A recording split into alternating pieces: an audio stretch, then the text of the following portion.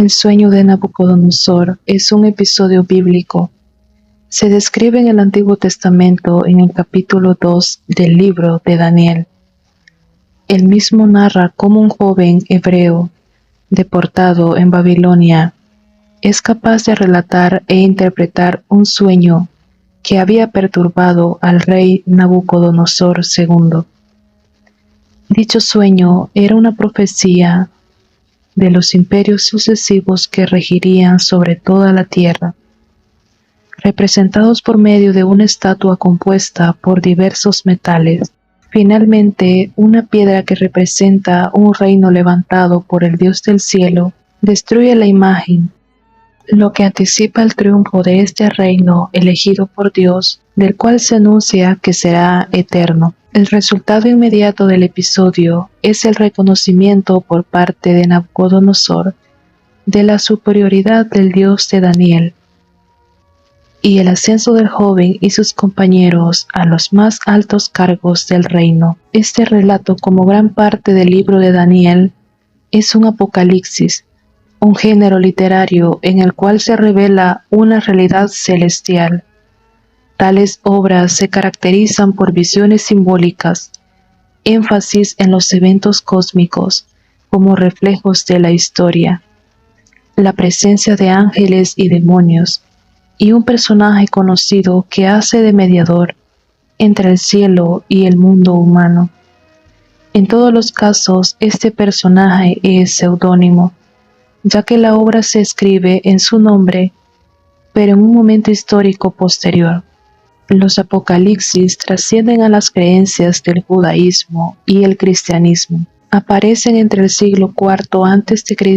y el siglo II después de Cristo. En el mundo helenístico y romano, muestran influencias de mitologías anteriores o ajenas, referencias a sucesos históricos conocidos, a veces citados de manera equívoca, y la expectativa de que los dioses restaurarán una gloria desaparecida o vindicarán a un pueblo oprimido. Daniel era un sabio citado por la tradición cananea, de la cual la hebrea era una parte.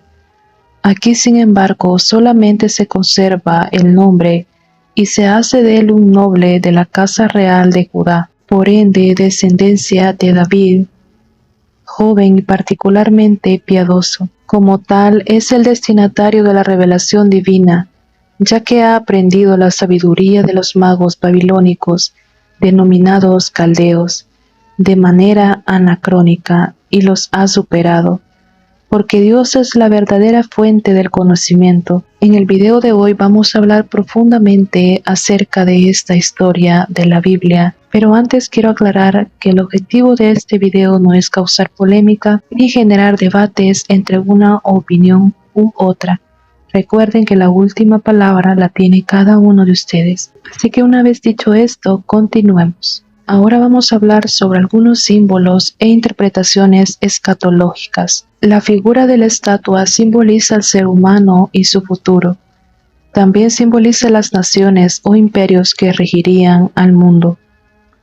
El oro, como ya sabemos, simboliza al rey Nabucodonosor. Los imperios que le siguen dependen del interpretador. Número 1 sería el imperio asirio babilónico. Número 2, el imperio medo-persa. Número 3, el imperio greco-macedonio. Y el número 4, el imperio romano. O también la segunda interpretación sería: número 1, el imperio babilónico. Número 2, el imperio medo. Número 3, el imperio persa. Y el número 4 sería el de los Ptolomeo Seleucida. Los imperios serían una sucesión uno de otro. En primer lugar, el reino de oro es el imperio babilónico, que fue desde el año 604 al 538 a.C. En el segundo lugar tenemos lo que es el reino del pecho de plata, que sería el imperio medo-persa, desde el año 538 al 333 a.C.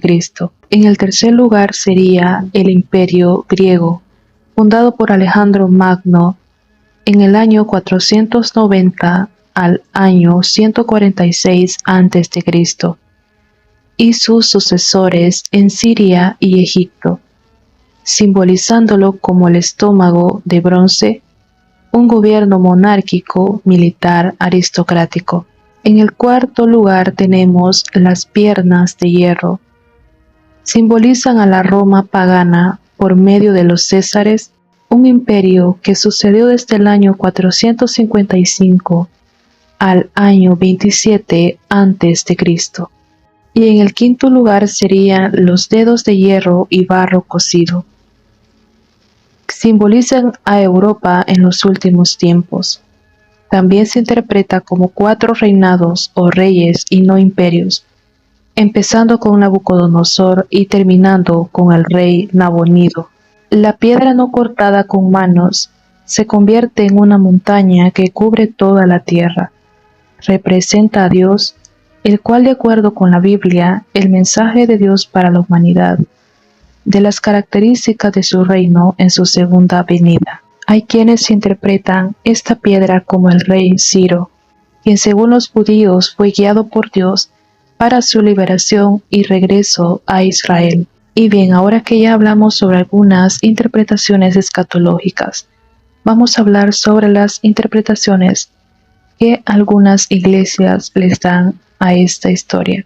Los pies de barro simbolizan, según los preteristas, a los 10 reyes de la dinastía Seleucida. Sin embargo, los dispensacionalistas los interpretan como los 10 pueblos, simbolizados por 10 dedos, que destruyeron al Imperio Romano, de los cuales 3 desaparecieron: los érulos, los vándalos y los ostrógodos, y quedaron 7, cumpliendo así la profecía de los cuernos de la bestia que surge del mar en Apocalipsis.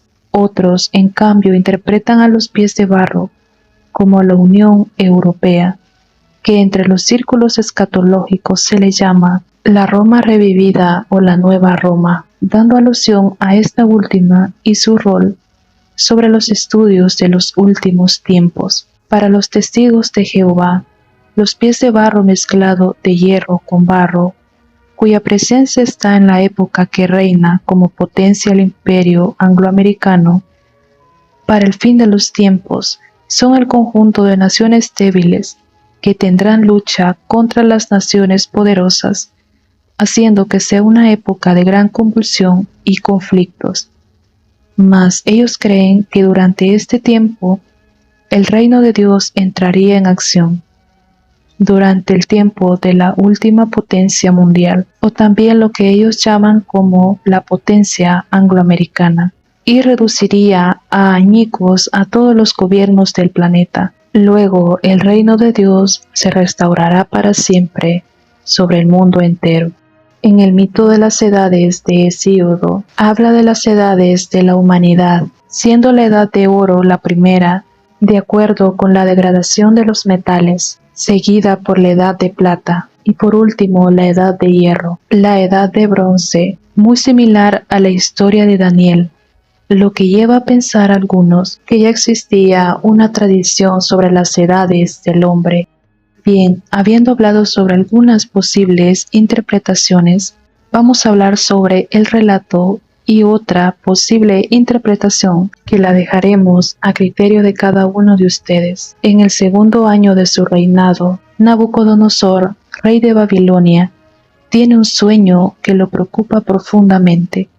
Convoca entonces a magos, encantadores, hechiceros y a los caldeos para que lo interpreten, pero exige que le digan antes cuál fue ese sueño, porque él no es capaz de recordarlo. Ellos afirman que ningún hombre puede hacer tal cosa, y Nabucodonosor ordena que sean ajusticiados. Dicho decreto cae también sobre Daniel, quien era considerado un sabio, pero no había estado ante el rey. El encargado de la ejecución, Arioc, capitán de la guardia, informa a Daniel de lo sucedido. Este le pide al rey que le dé tiempo para interpretarlo. Esa misma noche, Daniel y sus compañeros, Ananías, Misael y Azarías, oran al Dios del cielo. Esa misma noche la interpretación le es revelada a Daniel, quien compone una oración de agradecimiento. En la ciudad y el imperio de Babilonia, en el año 604 a.C., reinaba este rey llamado Nabucodonosor.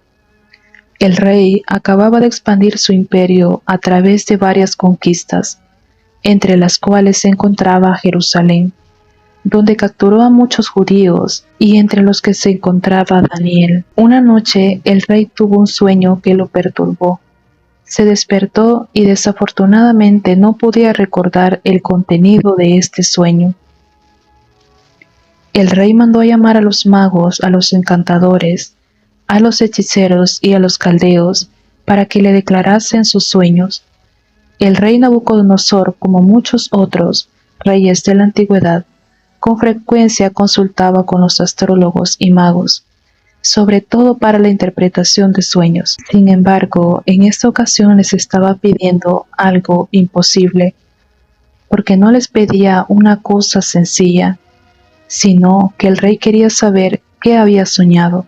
Esta era la primera vez que el rey daba tal orden a los magos, astrólogos y todos los otros, y estaban aterrorizados. Entonces los caldeos dijeron al rey en arameo: «Oh rey, para siempre viva, di el sueño a tus siervos y te declararemos la interpretación». Como sucede hoy en día, los magos y astrólogos eran simples farsantes, ganándose la vida a costa de quienes crédulamente les consultaban. Era fácil interpretar un sueño, pero cuando les preguntó que le relataran el contenido del sueño que él había tenido, Nabucodonosor descubrió que durante todo su reinado, el prestigioso equipo consultor en el que él había confiado no era más que un montón de mentirosos. Y por esto el rey les dijo: «Ciertamente os habéis puesto de acuerdo para dar una respuesta mentirosa y corrupta delante de mí, entre tanto que las circunstancias cambien. Por tanto, decidme el sueño para que yo sepa que también podéis declarar su interpretación». Como nos podemos dar cuenta, el rey comenzó a sospechar algo.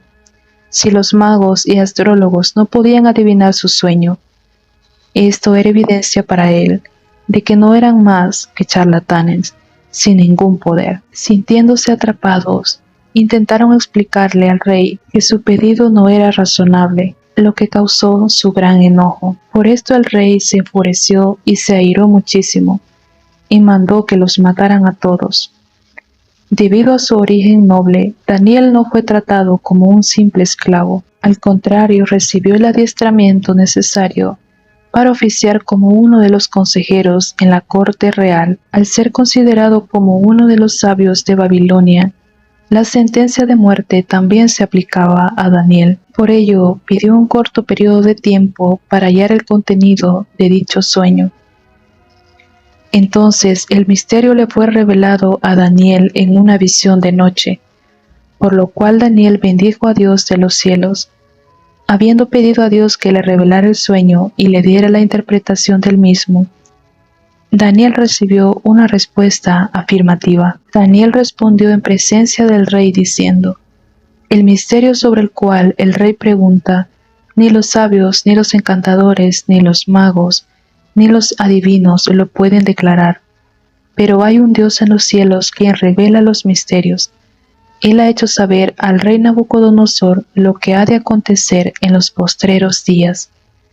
En cuanto a mí, me ha sido revelado este misterio, no porque la sabiduría que hay en mí sea mayor que la de todos los vivientes. Tú, oh rey, mirabas, y he aquí una gran estatua. Esta estatua, que era muy grande y cuyo brillo era extraordinario, estaba de pie delante de ti, y su aspecto era temible. La cabeza de esta estatua era de oro fino, su pecho y sus brazos eran de plata, su vientre y sus muslos eran de bronce, sus piernas eran de hierro y sus pies en parte eran de hierro y en parte de barro cocido. Mientras miraba se desprendió una piedra sin intervención de manos, ella golpeó la estatua en sus pies de hierro y de barro cocido, y los desmenuzó. Entonces se desmenuzaron también el hierro, el barro cocido, el bronce, la plata y el oro, y se volvieron como el tamo de las eras en verano. El viento se los llevó, y nunca más fue hallado su lugar.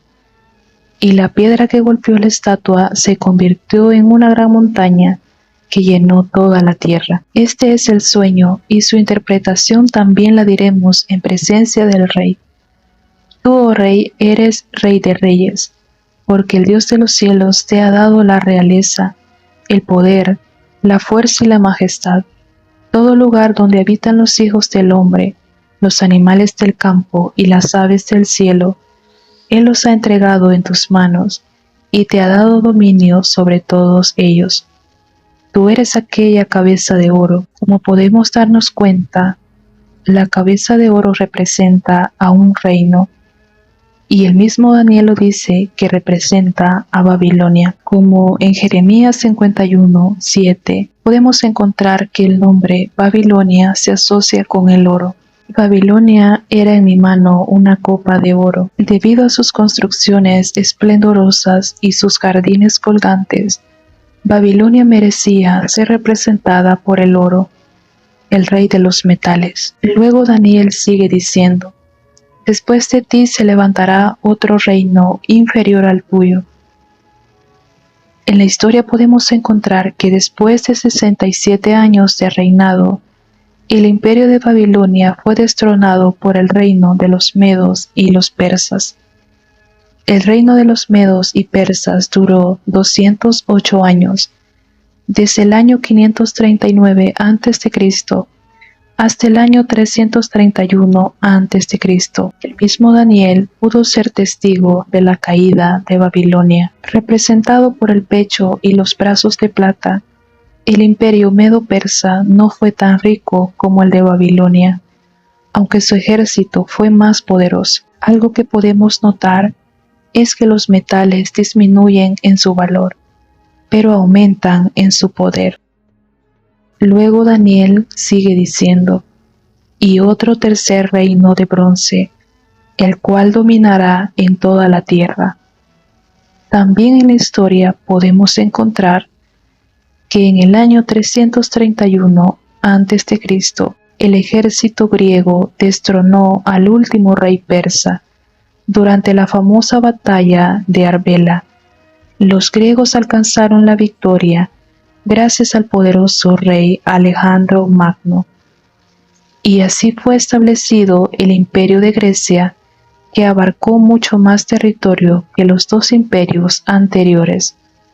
El imperio de Grecia duró 163 años, desde el año 331 a.C. hasta el 168 a.C. El cuarto reino será fuerte como el hierro, y como el hierro todo lo desmenuza y pulveriza, y como el hierro despedaza, así desmenuzará y despedazará a todos estos. En el año 168 a.C., tocó el turno al imperio romano subir al poder. El hierro simboliza este imperio con exactitud, su disciplina militar, su dominio sobre los pueblos conquistados, sus leyes, todo era como el hierro. El imperio duró hasta el año 476 de la era cristiana. Luego Daniel dice: lo que viste de los pies y de los dedos, que en parte eran de barro cocido de alfarero, y en parte de hierro, significa que ese reino estará dividido. Daniel no previó un quinto reino mundial, sino la división del cuarto reino, que fue el imperio romano. De hecho, el imperio se debilitó y fue atacado por las naciones bárbaras, que finalmente lo vencieron. Así como los dedos de los pies de la estatua, esas naciones eran 10. De 7 de ellas surgieron las naciones europeas, pero 3 de ellas desaparecieron. Por acá les voy a dejar las 10 naciones. El imperio romano se dividió en 10 partes.